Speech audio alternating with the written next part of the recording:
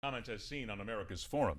Now, at this time yesterday, Eric Cantor was the second most powerful figure in the Republican Party. Aspirations of one day rising to Speaker of the House status, one can only wander thoughts from there. Now he is a man who has been cast aside like so much old newspaper, all in favor of an economics and ethics professor from Ashland, Virginia, who is described as intelligent, sensible, and by some of his students, rather hot.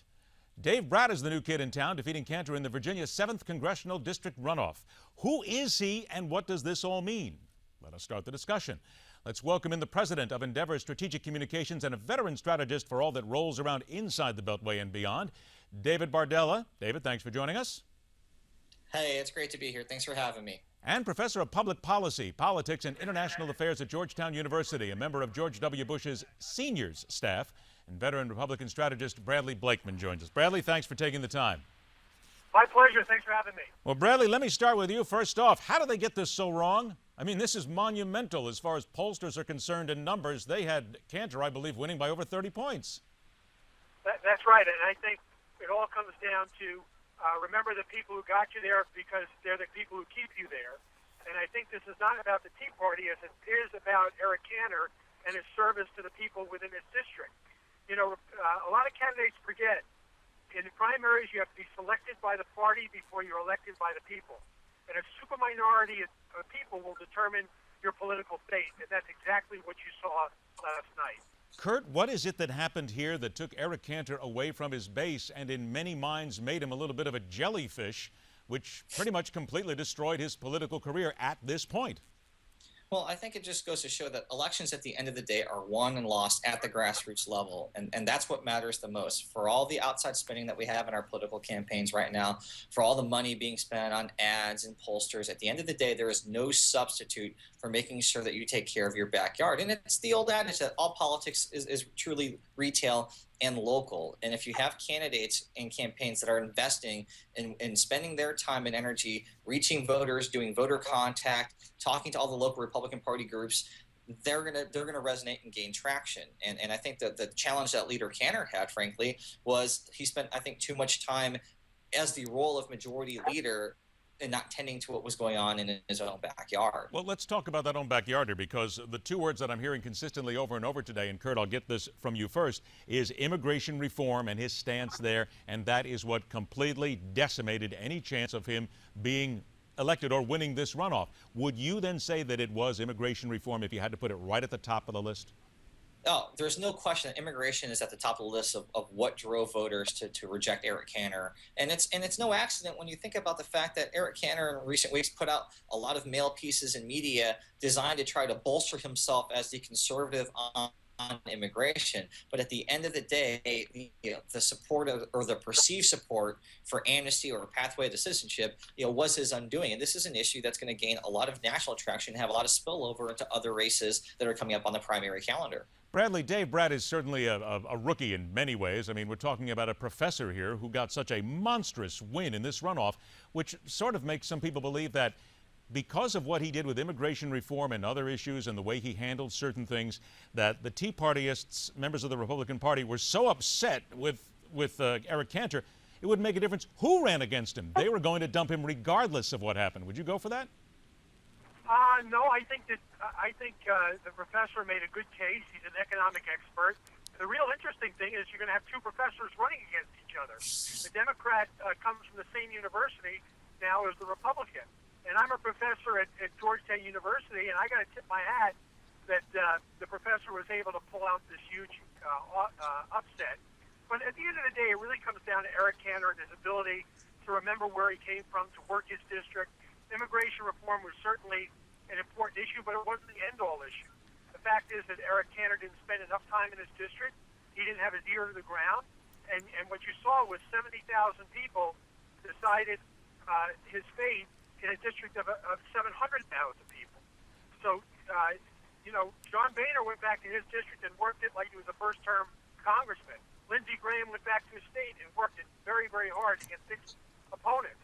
At the end of the day, I think this is more about Eric Cantor and his failure than anything else. But now, be careful what you wish for, Professor, because now you're going to have to step up and run a general election, which is a lot different than the election you just hat. You be careful. We are now they, and we are now us, I guess. Well, Bradley, I'm going to stick with you here for a second on this because we've all talked about the failures that Eric Cantor made here. He is a veteran politician. This is not his first rodeo. So to make these egregious mistakes, how could you misread things so bad? I mean, that to me is the single biggest vacuum we're talking about here. You would expect that somebody who knows D.C., the Beltway so well, absolutely couldn't make such terrible mistakes. Well, politicians do it all the time, and Rudy Giuliani is a great example of forgetting that you have to be selected by the party before you're elected by the people. Look at his disastrous primary campaign where he decided to meet the rest of the challengers in Florida instead of participating in primaries along the way. So politicians, their Achilles heel is believing too much in their own persona and not having their ear to the ground as to what their constituents need, what they want, and what you're doing for them. And at the end of the day, remember, it's the 700,000 constituents who he's responsible for, not the fact that he's a national leader or a majority leader of a party or a Congress. That's not what they're interested in. What they're interested in is their issues in their place at their time. David, did the power just go to his head?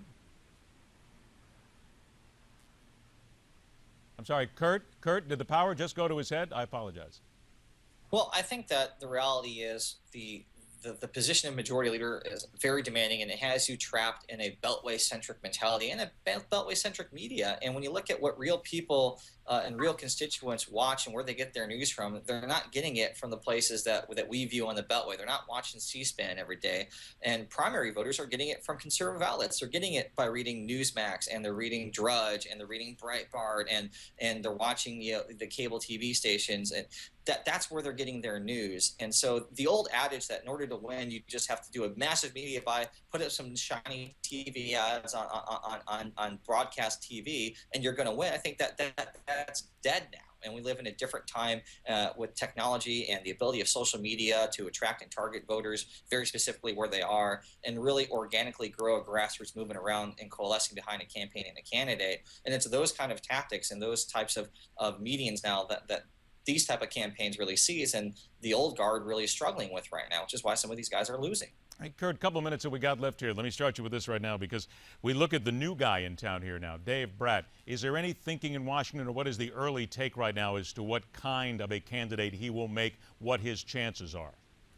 Well, I think Eric Cantor represented a Republican district. This is not being seen as a competitive race with the Democrats. It's not being seen as an area in which is going to generate a whole lot of cross-party interest. A Republican is going to represent that district, and that Republican is going to be Mr. Bratt. And so I think for the rest of Washington, a lot of the focus is on really getting to know who is this guy, and what does he want to do in Congress, and what type of style will he embrace, and what type of allies will he build. And it seems very natural that he will align himself with a group called the Republican Study Committee, led by conservatives Steve Scalise and Jim Jordan, and really work with those members to try to advance whatever his priorities are. But I think right now a lot of people we're unsure about this person. We don't know him. Let's wait and see what he wants to do.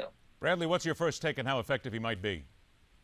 I think he can be very effective, and what he needs to do is surround himself now with good people. The time is short. The good news is he's getting tremendous name recognition. He's getting so much earned media that any Democrat is going to be far behind the eight ball, because a lot of people are going to know who this guy is. It's going to bring in a lot of money.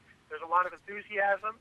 And as Kurt pointed out, this is a Republican district, so it's really Bratt's to lose. But he needs to get good, competent people as quickly as he can, and I think those people are probably on their way to the 7th District as we speak. They're all talking about it today. Kurt Bardella, Bradley Blakeman, thanks so much for joining us, gentlemen. I have a feeling we'll be talking about this for weeks and months to come and getting a lot more opinions. We appreciate your comments. Thanks for having us. It is rocking Washington. Here's just a couple of things, too, when you look at the new kid in town, as we call him, David Bratt. A few things that are coming out about him today. His students seem to like him. He's a real stickler for attendance.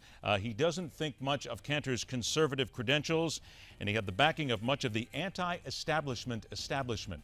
That might be one of the new phraseologies that we hear here coming into the midterms, the anti-establishment establishment.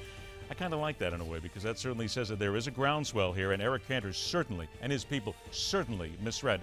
We have a lot more to come on this, including Dick Morris will join us a little bit later on. Stay with us here on Midpoint every day. We question everything.